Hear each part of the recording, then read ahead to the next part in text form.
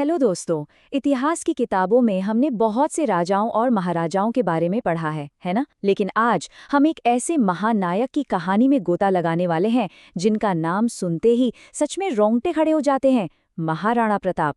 ये सिर्फ एक राजा की कहानी नहीं है, बल्कि ये कहानी है कभी न टूटने वाले हौसले, बड़े बड़े बलिदानों और सबसे बढ़कर अपने आत्मसम्मान की।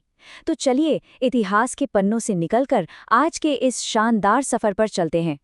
सबसे पहले आइए इस टाइमलाइन पर एक नज़र डालते हैं। ये वो अहम पड़ाव हैं जिन्होंने इस अदम्य साहस भरी जिंदगी की पूरी कहानी रची। 1540 में कुंभलगढ़ के विशाल किले में उनका जन्म हुआ। फिर 1572 में मेवाड़ के महाराणा के रूप में उनका राज्याभिषेक। इसके बाद आता है 1576 का वो ऐतिहासिक हल्दी घाटी का युद्ध, और फिर 1597 में उनका निधन, जो पीछे छोड़ गया एक कभी न मिटने वाली अमर विरासत। आज की हमारी इस ऐतिहासिक यात्रा के ये 6 मुख्य पड़ाव होंगे। एक योद्धा का जन्म और उसकी शिक्षा, मेवाड़ का ताज और उसके साथ आई भारी चुनौतियां, हल्दी घाटी का ऐतिहासिक युद्ध, जंगलों में उनका वो भयंकर संघर्ष, मेवाड़ की शानदार वापसी और अंत में उनकी अमर विरासत। चलिए आगे बढ़ते हैं। तो आइए शुरू करते हैं हमारा पहला अध्याय, एक योद्धा का जन्म और शिक्षा, जहां से इस महान नायक की नींव पड़ी। जरा एक पल के लिए कुंभलगढ़ किले की उन ऊंची बादलों को छूती और अभेद्य दीवारों की कल्पना कीजिए। यहीं 9 मई 1540 को राजा उदय सिंह द्वितीय और रानी जयवंता बाई के घर एक ऐसे राजकुमार ने जन्म लिया जो आगे चलकर अपने लोगों की धड़कन बनने वाला था। सोचिए, ये सिर्फ एक बच्चे का जन्म नहीं था, ये एक ऐसे युग की शुरुआत थी जिसे सदियों तक याद रखा जाना था। अब उनके बचपन की सबसे दिलचस्प बात क्या थी पता है? वो था एक गजब का बैलेंस।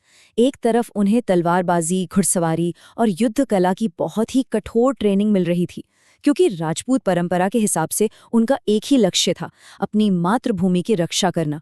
वो पैदाइशी निडर और ताकतवर थे, लेकिन दूसरी तरफ वो अपनी जनता के सुख दुख को बहुत गहराई से महसूस करते थे। मतलब वो सिर्फ एक खूंखार योद्धा नहीं थे, बल्कि एक ऐसे रक्षक थे जिनका दिल अपने लोगों के लिए धड़कता था। अब आते हैं दूसरे अध्याय पर, मेवाड़ का काज और चुनौती। ये उनके जीवन का एक बहुत ही बड़ा और मुश्किल मोड़ था। 1572 में गद्दी पर बैठते ही उनके सामने जो चुनौती आई वो कुछ ऐसी थी जिसे हम दाऊद और जालूत या कहें पहाड़ और राई का मुकाबला कह सकते हैं। एक तरफ था अकबर का बहुत ही तेजी से फैलता हुआ एक विशाल मुगल साम्राज्य, जिसका बस एक ही मकसद था, पूरे भारत का पूर्ण समर्पण। और उनके ठीक सामने खड़ी थी महाराणा प्रताप की छोटी सी लेकिन देशभक्ति से उबलती हुई राजपूत सेना, जो अपनी आज़ादी और अपनी जमीन बचाने के लिए किसी भी हद तक जाने को तैयार थी। मेवाड़ पर उस वक्त कितना भारी प्रेशर रहा होगा, इसका अंदाजा आप लगा ही सकते हैं। और जब चारों तरफ से हार मान लेने का इतना भारी दबाव था, तब महाराणा प्रताप ने वो बात कही जो आज भी इतिहास में गूंजती है, राजपूत कभी अपने स्वाभिमान का सौदा नहीं करता। ये सिर्फ एक लाइन नहीं थी दोस्तों, ये उनके जीने का उसूल था। एक ऐसी लक्ष्मण रेखा जिसे पार करने से उन्होंने साफ इनकार कर दिया। उन्होंने आज़ादी के लिए एक बहुत ही मुश्किल रास्ता चुना, लेकिन गुलामी को कभी किसी भी कीमत पर स्वीकार नहीं किया। और यही उसूल हमें ले जाता है तीसरे अध्याय की तरफ, हल्दी घाटी का ऐतिहासिक युद्ध। इतिहास का वो पन्ना जो खून से लिखा गया था। तारीख थी 18 जून 1576। जरा उस दिन की धूल, शोर और उस भयंकर माहौल के बारे में सोचिए। हल्दी घाटी के उस संकरे दर्रे में अकबर की विशाल सेना, जिसका नेतृत्व राजा मान सिंह कर रहे थे, और प्रताप की छोटी सी सेना के बीच एक बेहद खौफनाक युद्ध छिड़ गया। सबसे हैरान करने वाली बात यह थी कि महाराणा प्रताप ने किसी सुरक्षित जगह पर खड़े होकर निर्देश नहीं दिए।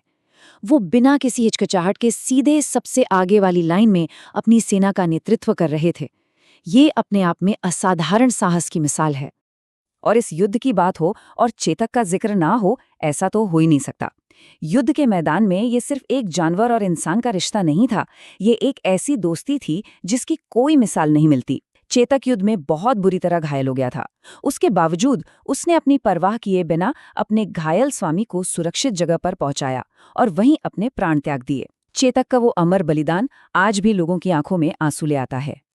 युद्ध तो खत्म हो गया, लेकिन इसके बाद शुरू हुआ अध्याय 4, जंगलों में भयंकर संघर्ष, उनके जीवन का शायद सबसे अंधकारमय समय। हल्दी घाटी के बाद प्रताप ने महलों की हर सुख सुविधा को पीछे छोड़ दिया। सालों तक वो और उनका परिवार अरावली के उन कठोर पहाड़ों और जंगलों में रहे। शाही परिवार को गरीबी और भूख तक का सामना करना पड़ा। इतिहास में एक ऐसा वाकया भी आता है जिसे सुनकर दिल दहल जाता है, जब उनकी छोटी सी बेटी के हाथ से एक जंगली बिल्ली घास की रोटी छीनकर भाग गई थी।